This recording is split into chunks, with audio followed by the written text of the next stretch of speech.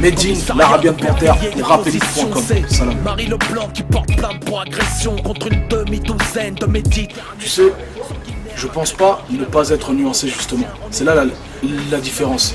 J'ai la prétention pour une fois de documenter là mon propos, de donner une autre vision que ce qu'on peut entendre dans le rap français. C'est nique la justice, nique la police, fuck truc, ça c'est pas nuancé.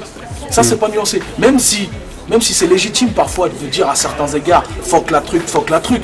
Mais clairement, celui qui nuance son propos, c'est celui qui fait un morceau sur la justice. Qui se prend la tête, qui se documente pour comprendre c'est quoi la justice. Ça c'est nuancé. Et c'est ce que j'essaie de faire. Donc je pense pas ne pas avoir un propos nuancé et de faire des raccourcis. Si j'ai fait un raccourci, j'en ai peut-être fait un.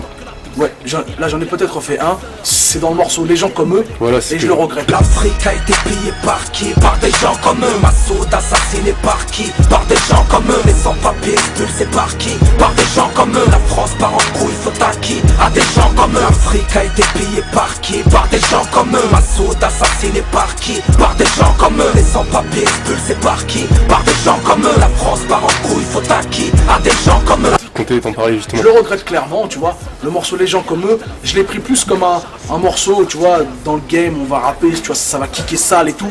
Alors qu'au final, le morceau a été mal perçu et je le regrette clairement. Je suis pas pour la catégorisation en disant les gens comme nous, les gens comme eux, etc.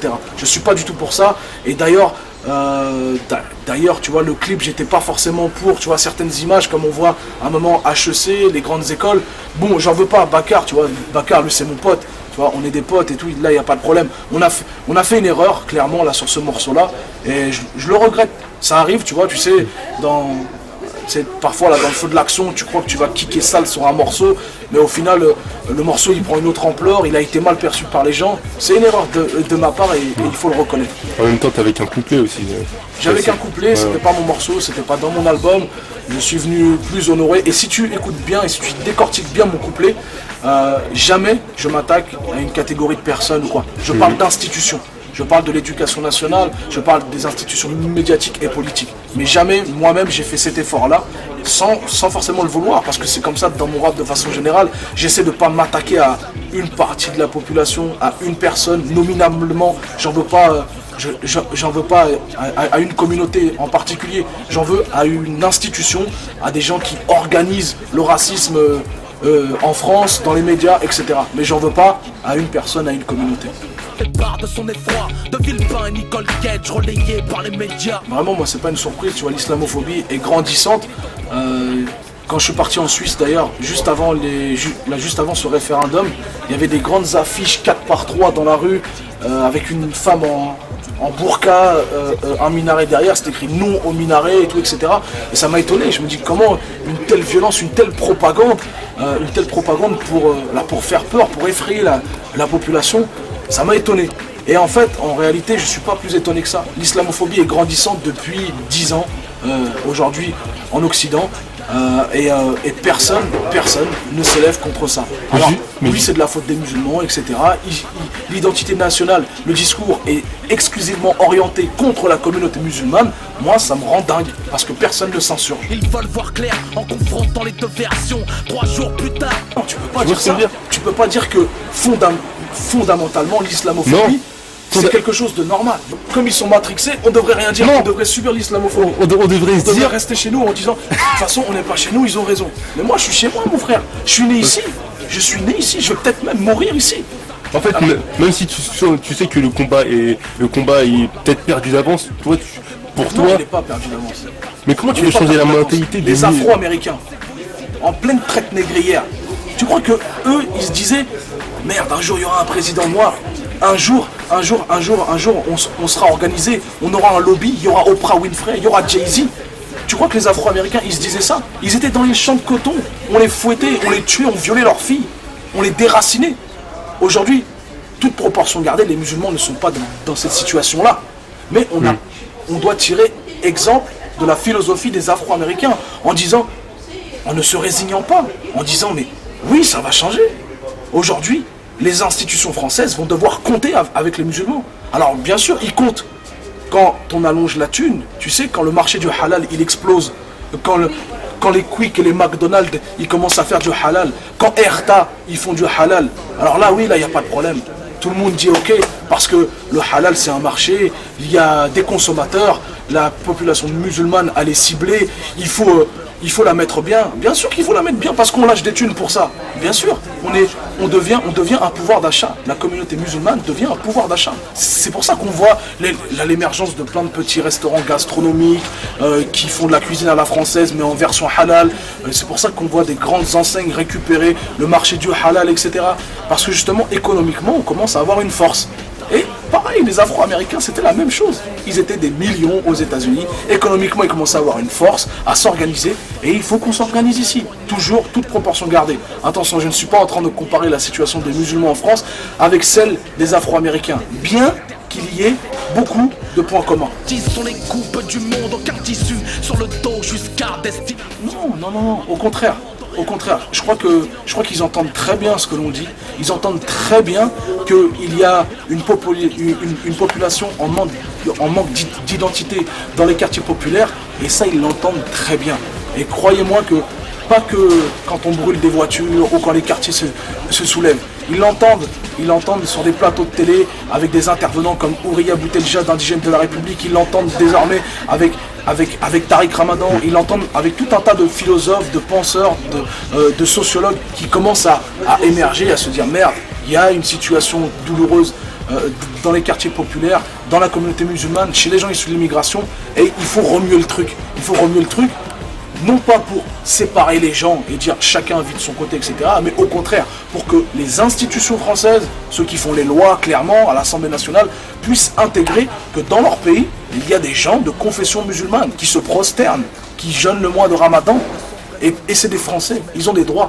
Et il va falloir que cette République s'adapte à sa population et qu'ils aménagent. Alors, on revient au minaret que tu as évoqué là au début.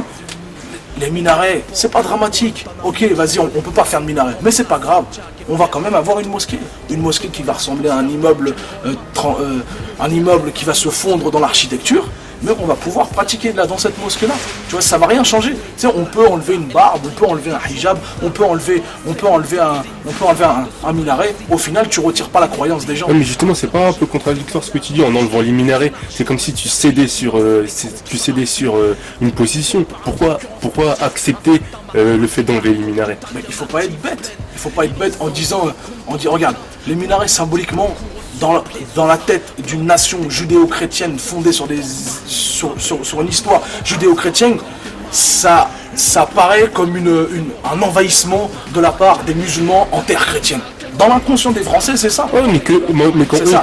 Après, aujourd'hui, ok, vas-y, ok. Bon, vous nous dites que vous êtes une nation laïque, mais en même temps, vous avez des vestiges judéo-chrétiens qui ne vous permettent pas d'accepter aujourd'hui toutes les communautés en France. Bon, comment on fait?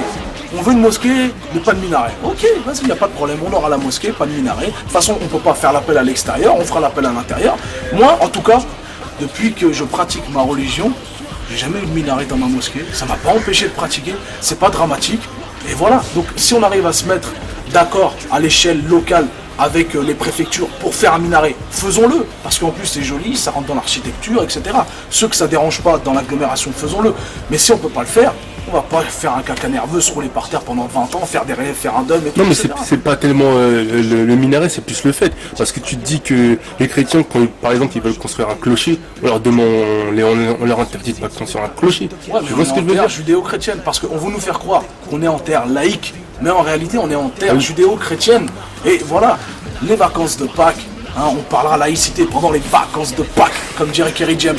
Il a dit une vraie parole, Les vacances de Pâques, nos week-ends, ils sont basés, tout ça, sur des vestiges judéo-chrétiens. Et voilà, c'est comme ça. Et c'est comme ça, ok, il n'y a pas de problème. Mais venez pas nous faire tout un foin en disant l'identité nationale, l'islam est incompatible, vous êtes en train de nous envahir, etc. Non, dites-nous clairement, vous êtes une terre judéo-chrétienne. La France est une terre judéo-chrétienne. Au lieu de dire, non, on a des valeurs laïques, on s'est séparé du clergé, etc. Non, ça c'est de l'hypocrisie pure. Et en fait, je pense qu'il faut plus s'adapter, quoi. Non, au contraire. Moi, je suis pas pour l'adaptation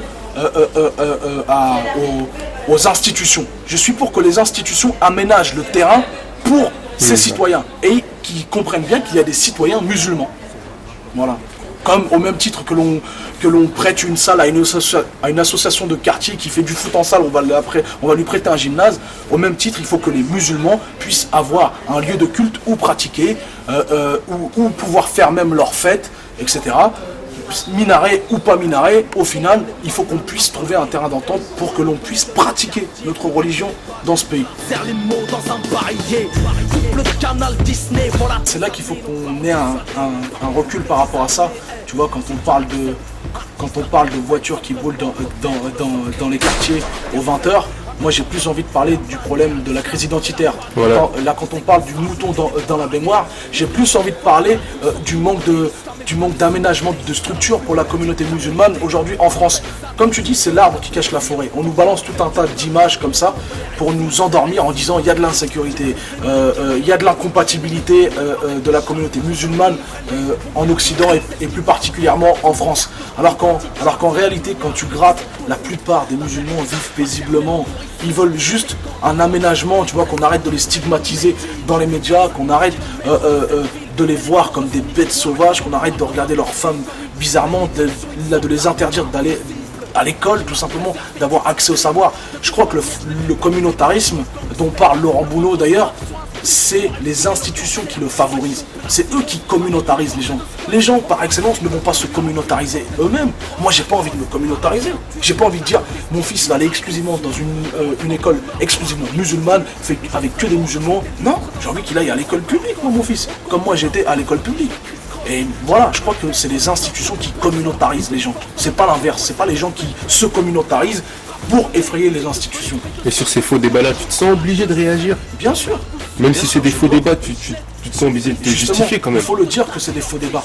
C'est dans ce sens-là qu'il faut réagir. Réagir pas en rentrant dans le jour. En disant, mais non, le mouton dans la baignoire, ne vous inquiétez pas, c'est anecdotique, c'est pas nous qui faisons ça, en se justifiant. Non. Vous posez une question, vous allez avoir une réponse, mais je vais vous montrer que votre question, elle est bête. Mais vous allez avoir une autre réponse. Pas celle que vous attendez. Voilà. Aucun ancien ne nous a pris sous son aile, aucun directeur artistique n'est venu nous signer sur son label. Crier à l'aide, même pas en rêve, écrire une lettre aux maisons de